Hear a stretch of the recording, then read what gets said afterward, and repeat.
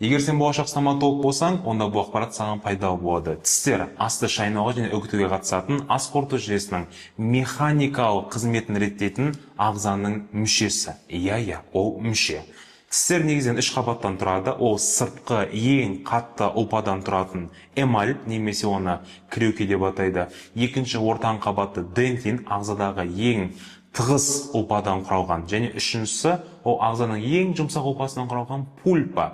Дәл осы пульпада қан тамырлары мен нерв тамырлары тісті қоректендіріп және иннервациялап оны реттеп отырады. Келесі, тістердің негізінен 3 бөлігі болады. Ол бірінші тіс қаптамасы, яғни қызыл иектен шығып тұрған тістің бөлігі тіс қаптамасы деп аталады. Қызыл иекпен жабылған бөлігі, яғни қызыл иектің төмен жағында, ол тістің мойны, ал тіс ұяшына бекінген бөлікті біз тіс түбірі деп атаймыз.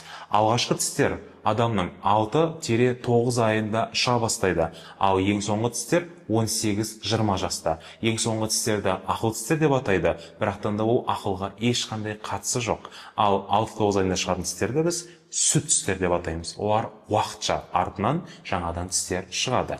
Жалпы тістің дентин бөлігінің зақымдауы оны тіс жегісі немесе кариес деп атаймыз. Ол кариес көбінесе әртүрлі дәмдеуіштерден, яғни нақтырақ айтатын болса кәмпиттерден, әртүрлі тәттілерден туындауы мүмкін.